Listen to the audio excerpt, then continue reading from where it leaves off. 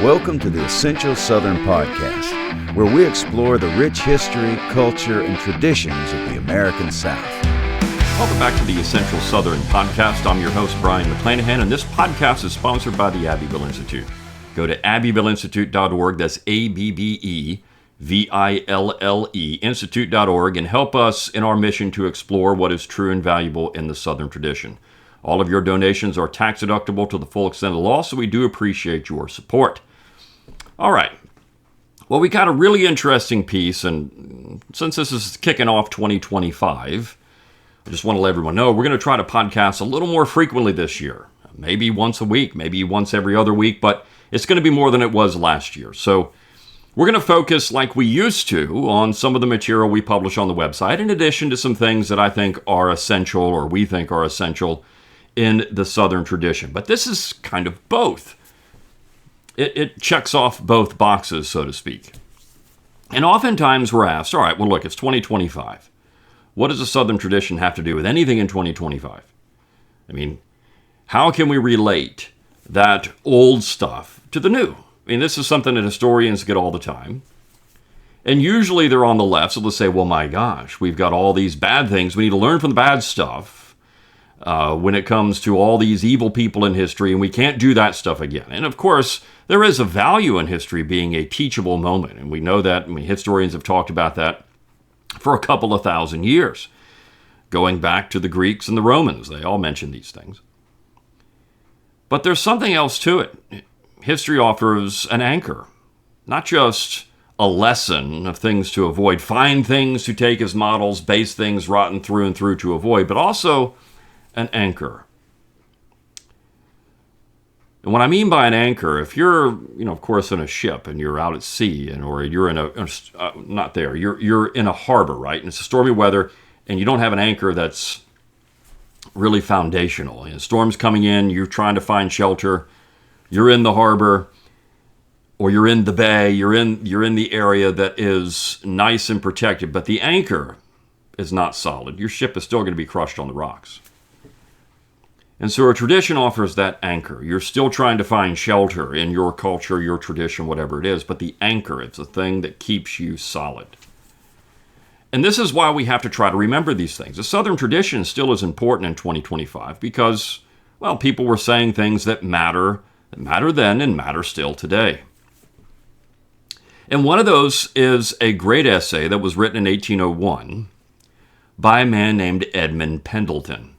Now, he's not a household name, but Pendleton was one of the most important individuals in Revolutionary era Virginia.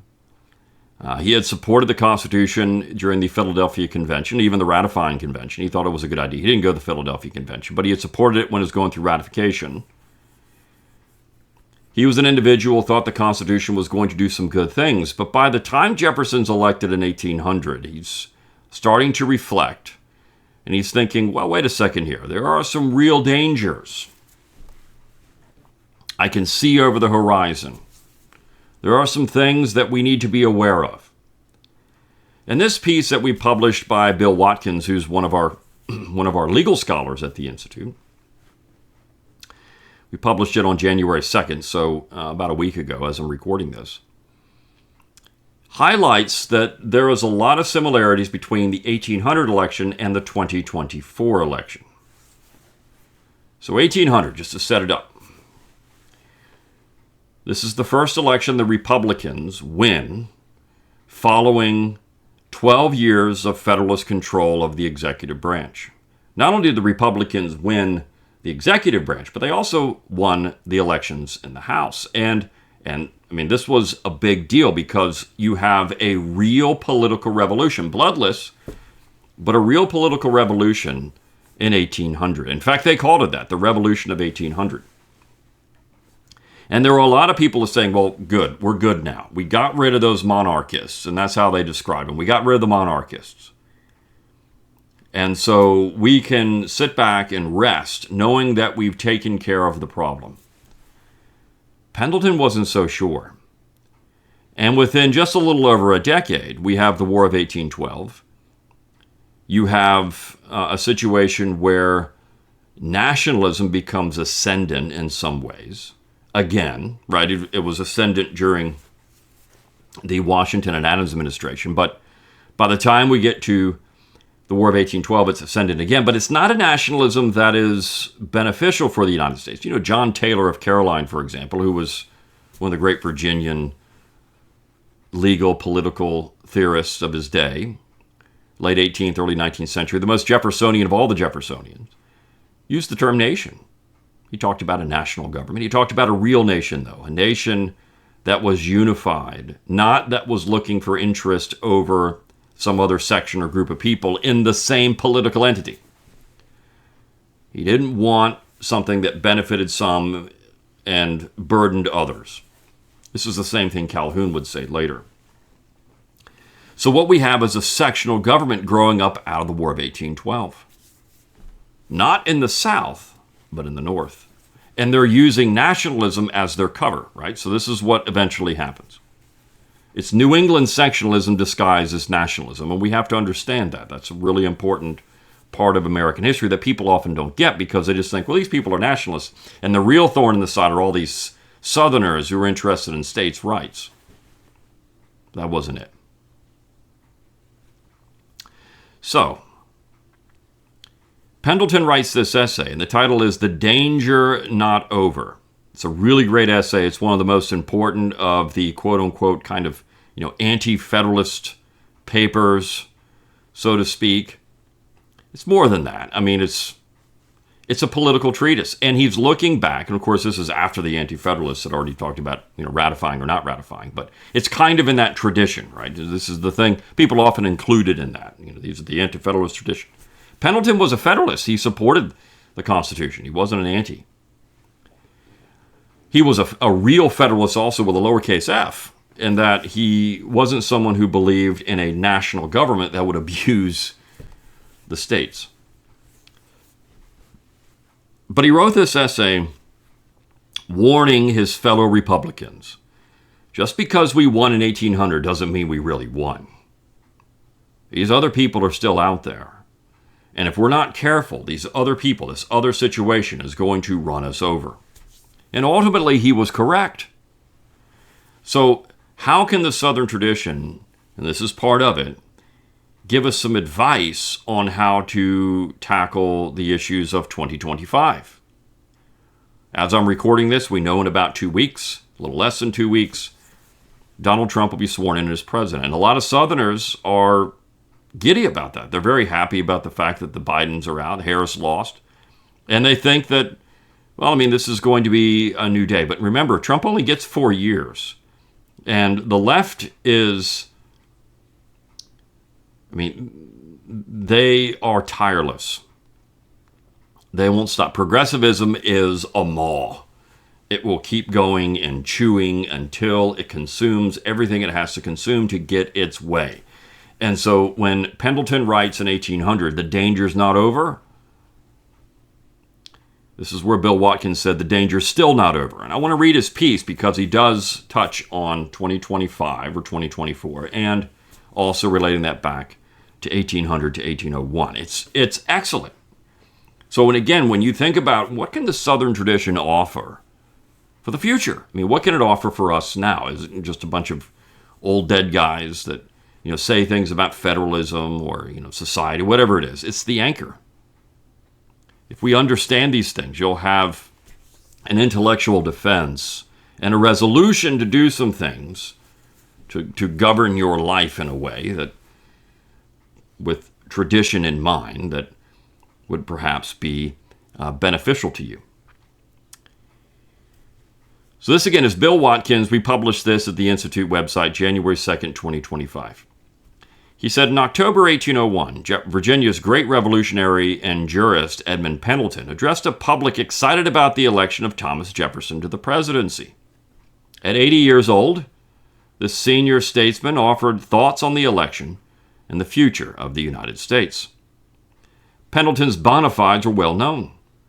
Member of the Continental Congress, first Speaker of Virginia's House of Delegates, presiding officer in the Virginia Ratification Convention that approved the U.S. Constitution. This is true. I mean, this man was one of the most important political figures in Virginia. He's not just some nobody writing about things. People listened to Edmund Pendleton. In the months prior to the election, Americans had grown tired of John Adams's Federalist Party, ostensibly to protect the country from agents of the French Revolution. The Federalists had passed statutes making it a crime to criticize the federal government and giving Adams substantial powers to remove any alien he deemed dangerous. History knows these laws as the Alien and Sedition Acts of 1798. Now, let me pause there for a second. Sometimes in 2024, 2023, we've had a lot of talk about censorship, about government involvement in social media companies trying to influence companies to censor content that they don't like. We just saw a day or two ago Facebook come out and say, well, we're no longer going to censor stuff, admitting that they had censored things. Now, for years they said they weren't really doing that, but they're admitting it now. We censored things. We know that Twitter, now X, made it a point when Elon Musk took over to try to relax the censorship on that platform. And we know, of course, the left has gone and tried to found their own things, and they're going to have their own stuff where they can have all the censorship they want. They can self-censor all they want. But the real danger is not that. I mean, if the left wants to run their own social media company and censor everything that nobody's going to go to except you're a kooky leftist, that's fine. The real issue is when the government steps in and says, well, we want you to throttle down information on this story, or we want you to do this, X, Y, and Z. That is running afoul of the First Amendment. They can't do that. Now, again, private entities have a lot of leeway in what they can and cannot do in terms of material published on their own platforms. But when the government gets involved and says, we don't want you publishing a story about Joe Biden's laptop, or Hunter Biden's laptop, I should say. Well, it could be Joe Biden's too. Hunter Biden's laptop. Well, that becomes a problem. You're influencing public policy. You're influencing elections. That's election interference. This is the general government stepping in and doing this. Or saying, we don't want you to it's a crime to say this word or that word. We're seeing what's happening in England with these kind of things. It's a crime to post stuff on Facebook. Get arrested for it. So this is the issue, right? The government stepping in and saying we can do this or that. Now, of course, the situation in Great Britain, where they have no written Bill of Rights, it's subject to the will of the courts. This is not what we want in the United States. This is how we've generally done things with the left in mind, over the last 150 years or so. Even longer if you want to go back to the nationalist courts. But at least Marshall and Story tried to talk about, how this was anchored in original intent at times. And silly. We don't even do that anymore. It's just now at the will of a judge as to what rights or liberties you have. That's not a written constitution. That's an unwritten constitution. That's what they have in Great Britain. So the idea that we have these written amendments, a written constitution that limits the powers of the central authority. This is how it was sold to the states. Pendleton knew this well. He had been part of the Virginia Ratifying Convention. And so we have Congress pass these laws, these alien sedition laws. The sedition laws were the most egregious. That's what everybody focused on. The point was to try to influence the 1800 election, to make it a crime to say anything bad about John Adams and the Federalists. And everyone saw it for what they were, a naked power grab. And there was a reaction, just as there's been a reaction in 2024 and 2023 and 2025 now against government censorship. People see it for what it is. Now, the politicos don't like it. John Adams didn't like it. The Federalists didn't like it when people said, we're not doing that. When the states of Virginia and Kentucky nullified these laws. But people could see what was going to happen here. So continuing with the Watkins piece. In his letter entitled The Danger Not Over, Pendleton declared that he had no intention, quote, no intention to damp the public joy occasioned by the late changes of our public agents.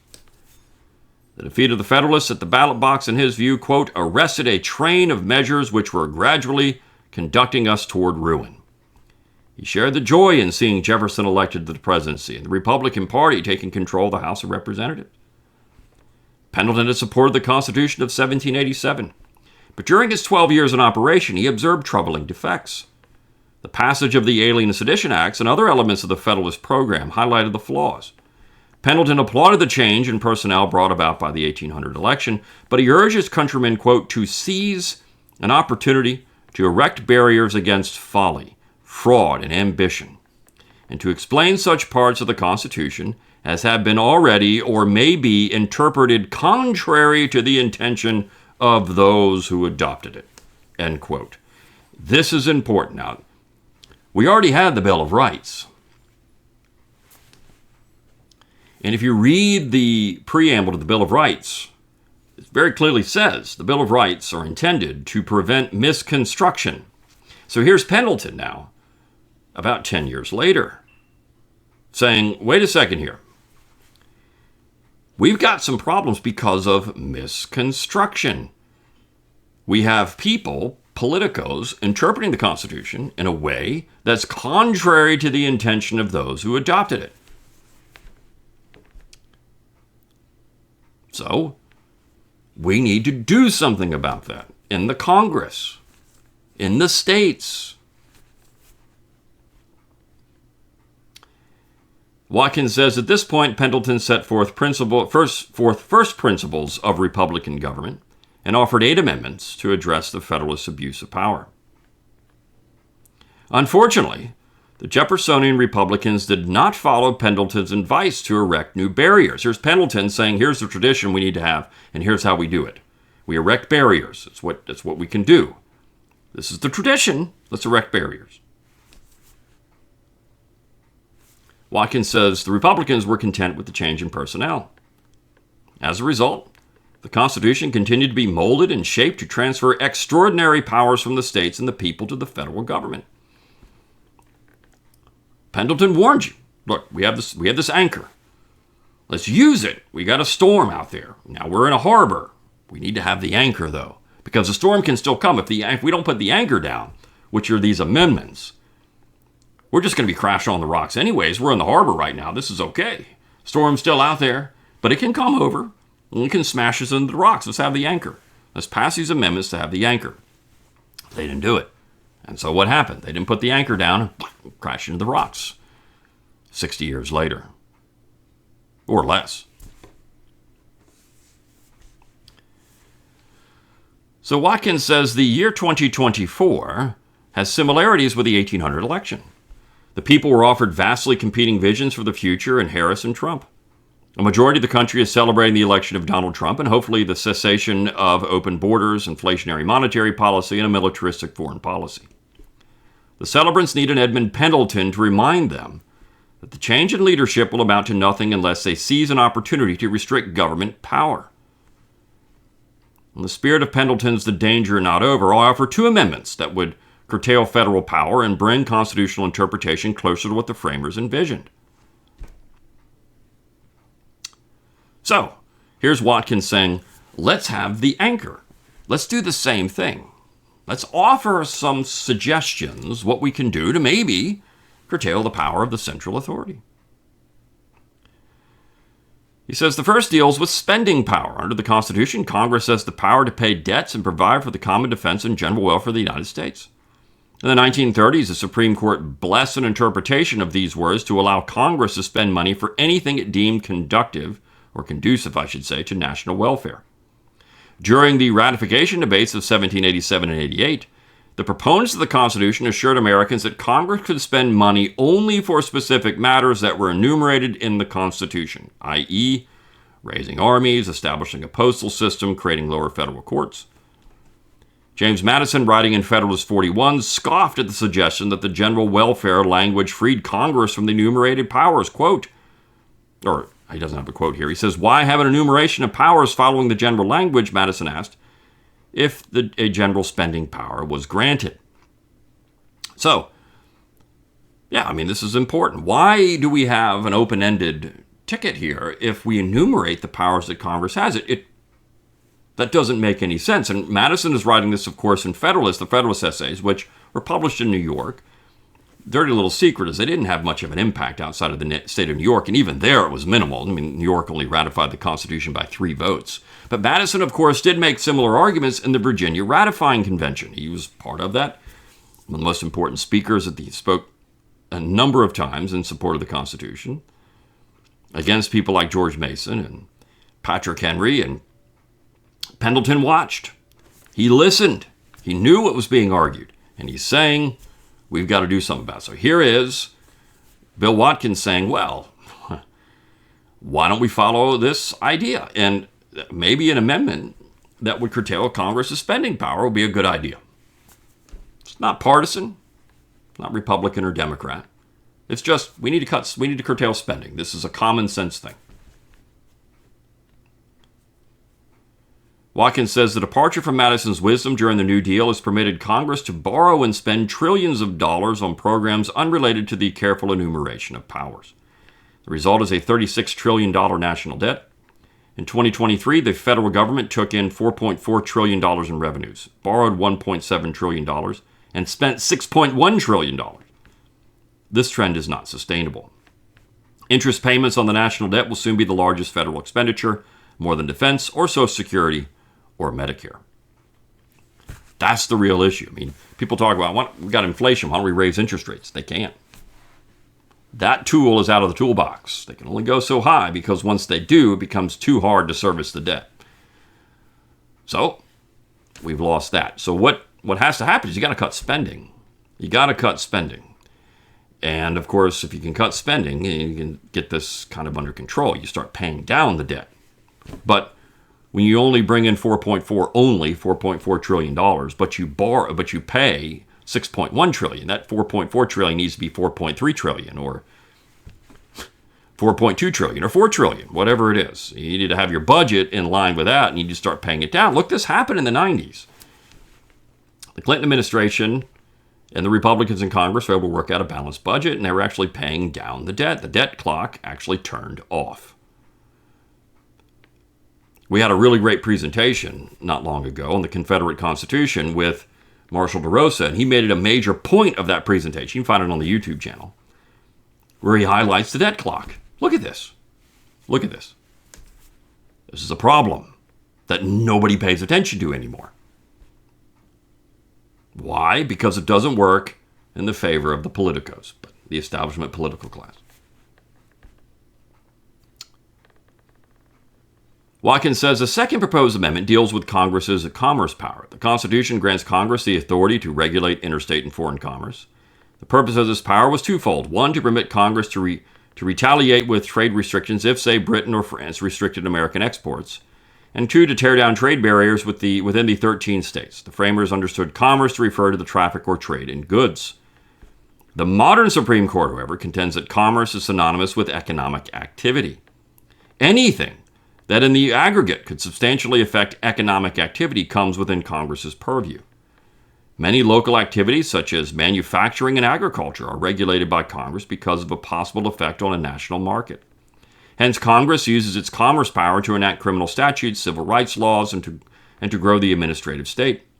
The Commerce Clause has become a utility tool to address any subject Congress wants to reach. This is 100% true. Anything that's considered economic activity is now under the purview of Congress. And essentially, that's a mercantilist system, right? Think about a mercantilist system. All wealth is produced for the state. Because of that, the state can regulate any economic activity it wants. But that's not, Watkins is correct. That's not what the founding generation, the people that wrote the Constitution, the people that ratified it understood this, right? It's not that.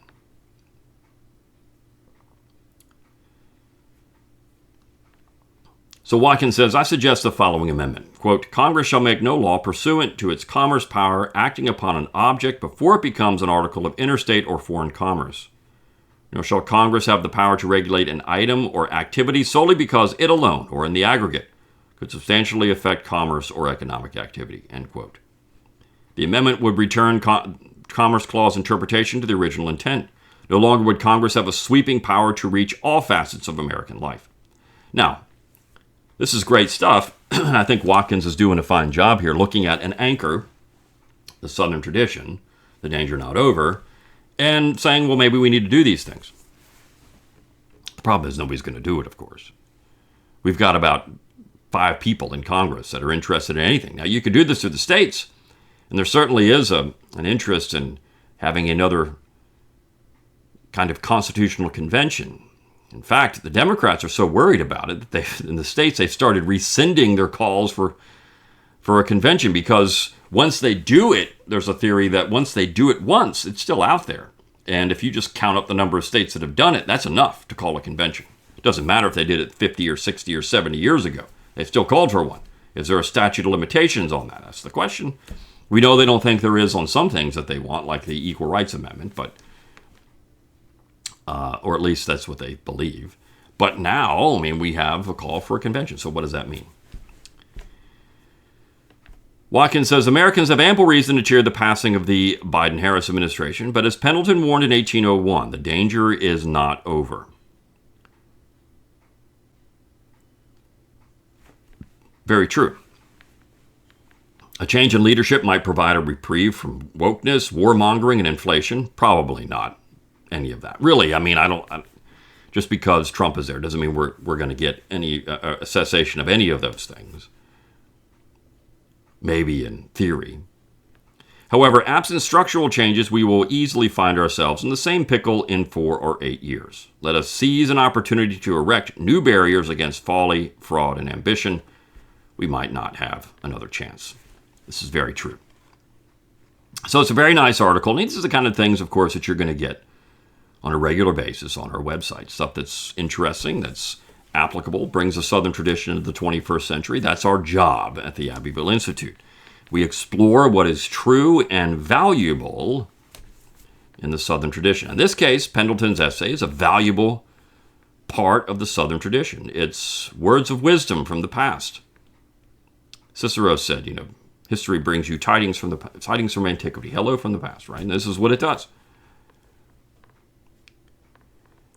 And it provides that anchor. Got a storm. It's this massive, unwritten constitution that, look, the left doesn't like it either a lot of times. This is not, again, it's not partisan. We've got people on both sides. You read Jamel Bowie on the left, and he's complaining now about the courts and the unwritten constitution because he thinks it's going to be used against the left. So we have this problem that everybody can see, but nobody wants to do anything about because the political class doesn't benefit from that. And Pendleton knew that well, too. In 1800, we had the political class as the Federalists. They're out, but he's saying these people aren't gone, and they weren't. Still hanging around out there. Everybody became a Republican at one point, but was that really true? No. You had national Republicans, you had states' rights Republicans, you had different factions in the Republican tent. But by the time the War of 1812 was over, the North is going to start using nationalism as their cudgel, as their hammer, and they're going to start doing it to hide their sectional interests. It's going to be, we've got to have tariffs so we can protect our fledgling manufacturing. Or at first, War of 1812, Daniel Webster saying we had to have nullification to protect our commerce, right, because we're a shipping entity. But later on, it would be things like, manufacturing by the 1830s. That's what we're seeing. And of course, federally funded internal improvements and central banking. All those things start coming out. Those were the thorn. Pendleton would have said, he died by that point, but he would have said, wait a second here. Those things were explicitly rejected. We didn't authorize those things when we ratified the Constitution. Remember, it's folly, fraud, misconstruction. These are the things we're trying. Ambition. These are the things we're trying to curtail. Misconstruction. And we know by reading the debates about ratification, during the Philadelphia Convention. In fact, if you want to point just to the Philadelphia Convention, it's explicitly stated in the notes that were taken by several delegates that a bank and internal improvements were expressly rejected. Pennsylvania tried to put this on everyone, the delegation from Pennsylvania, and they said no. So we know this was not part of the deal, but we got it anyways. We know that banking was not part of the deal. We know that Madison and Hamilton took a long walk in August of 1787, and they said, look, we can't put that in there. We'll deal with that later. And this is why Hamilton was shocked when Madison was opposed to it after he proposed it in 1791. Wait a second here. You said we were going to get this. Nah, we didn't ratify that. Madison was actually being honest to what had happened. So, and then, of course, the expansion of the various clauses of the Constitution was never contemplated either. It was argued these things would be strictly interpreted, right? But we got the Bill of Rights. It was supposed to restrict that. Pendleton could see they're still doing it anyways. We got to come up with something else to try to stop this. So, really great stuff from both Pendleton, which is the anchor, and of course Bill Watkins, pointing out how relevant this essay is in 2025. Until next time, good day.